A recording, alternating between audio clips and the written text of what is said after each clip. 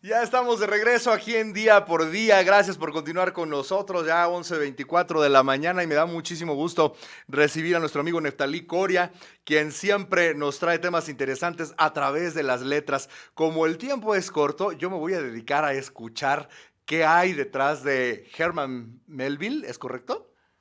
Herman Melville, exactamente, Hugo. ¿Cómo Ok. te va? Buenos días. Muy buenos días, bienvenido una Pues vez más a Día por Día.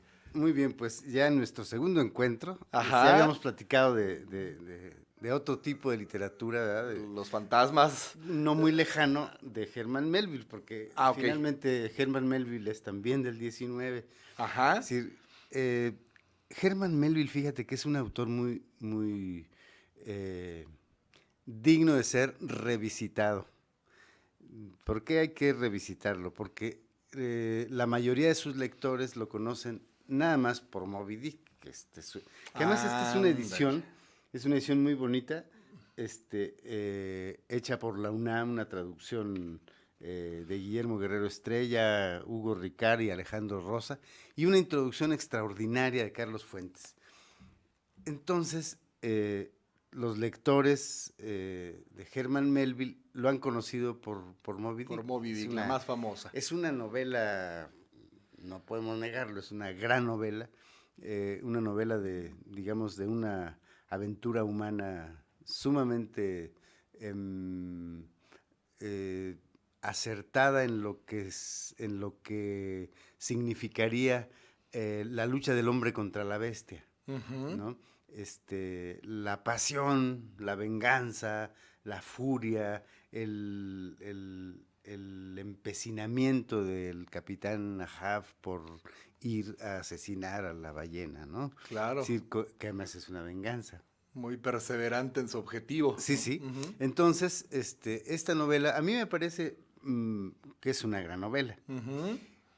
Pero a Herman Melville le pasa lo mismo que a muchos otros autores, como por decimos Gabriel García Márquez, y dicen 100 100 años años de de soledad.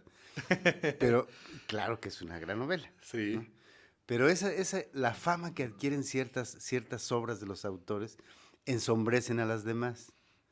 Las hacen a un lado, las obnubilan, ¿verdad? Sí. Y eso pasa con Melville. Nosotros conocemos a Melville por Moby Dick, quizá por Billy Booth o por, bueno, Benito Sereno es un poco menos conocida, pero Billy Booth todavía, Benito Sereno, y bueno, incluso en la última parte de su vida, Melville escribió poesía. Ujú. Entonces, hay una muy buena cantidad de obras que Melville escribió. Hay que recordar que Melville muy joven se embarcó. Ok. Fue un marinero de un barco mercante, entonces una muy buena cantidad de meses estuvo embarcado ahí y gracias al mal carácter del capitán, Ujú. con un amigo suyo se bajaron en la isla, no recuerdo el nombre de la isla, En la isla. pero se bajaron a una isla que estaba poblada de caníbales. Ujú.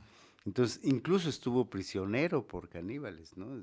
Sí, finalmente se salvó, los rescató un barco y después, es decir, pero el oficio de marinero lo tenía. Ujú. Cuando vuelve a tierra y cuando ya decide, se casa con una mujer no neoyorquina, que también ahora olvido el nombre, y empieza a escribir.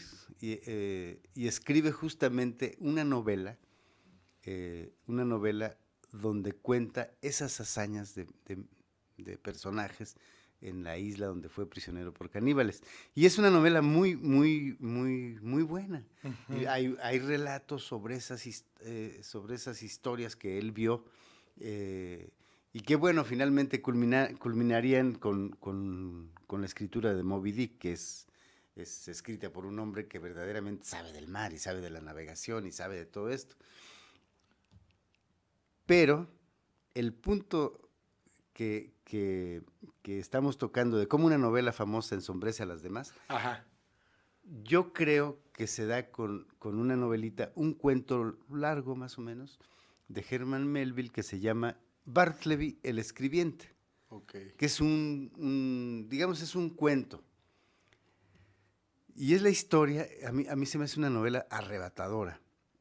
Es decir, el personaje que se niega al mundo, un personaje totalmente, quien ha leído Moby Dick, nada tiene que ver con esto, es un oficinista en Wall Street. Ahí no hay mar, no hay No hay nada nada. de...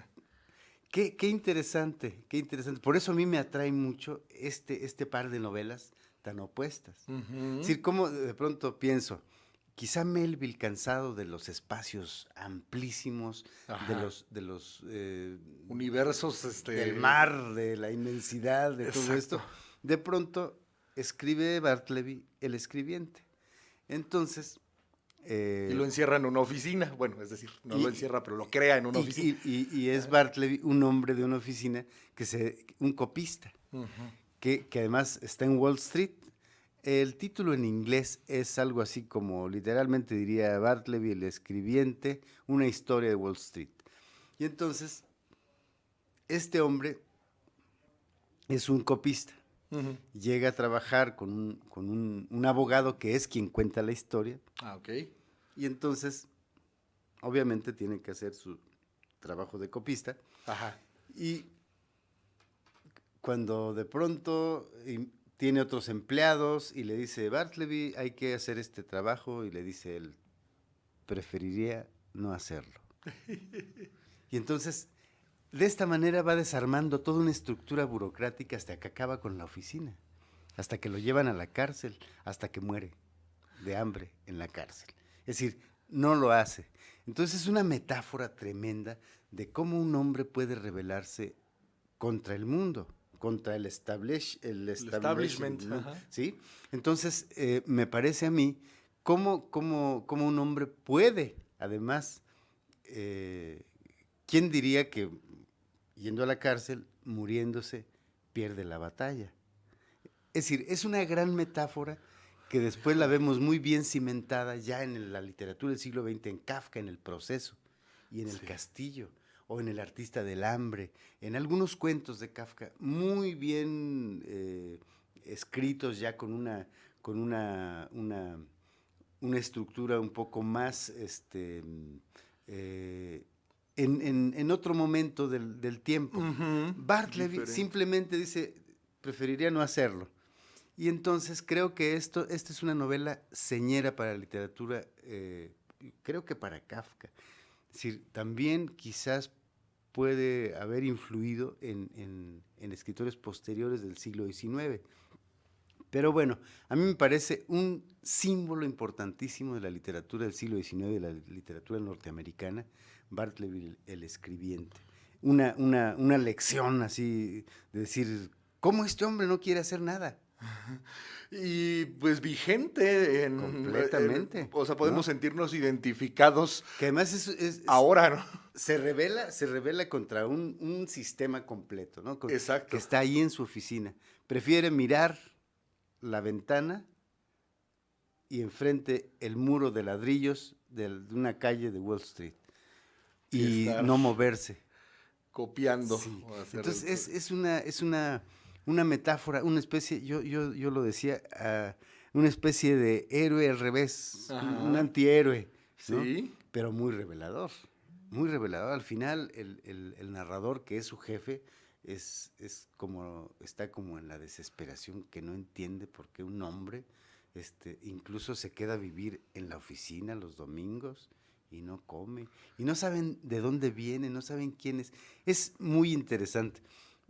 Un escritor español que se llama Enrique Vila-Matas escribió una novela ensayo que se llama Bartleby y compañía. Ajá.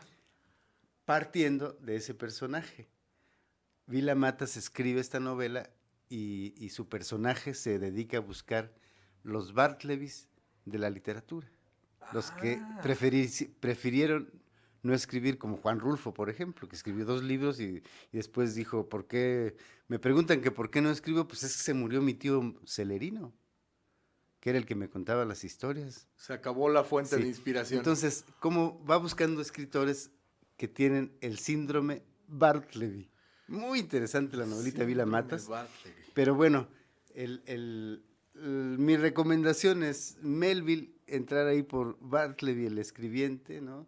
Por Billy Booth y Benito Sereno, y obviamente Moby Dick, ¿no? Finalizando con Moby Dick, si es que no la han leído, Claro. o quizá retomándola después de haber leído los textos antecesores. Sí, sí. Y podemos encontrar ahí semejanzas, diferencias, analogías, ¿verdad? Claro, y además de verdad creo que no nos va a decepcionar leer otras novelas de Melville, un gran escritor. Y sirve que le reducimos un poquito a este asunto de sepultar las obras de los autores y ir más allá, por ejemplo, en este caso, más allá de Moby Dick. Claro. Hay toda una obra literaria. Bueno, pues muchísimas gracias por habernos invitado el día de hoy a conocer a Melville y sus diferentes obras y todo esto tan interesante. Pues bueno, seguiremos descubriendo esto, bueno, también con Fay en los siguientes programas contigo. Definitivamente un mundo que no se termina de explorar. Muchas gracias. Vamos a un corte y regresamos día por día. Muchas gracias, que tengas buen día. Igualmente, gracias. Es Neftalí Coria, escritor y editor. Vamos a un corte.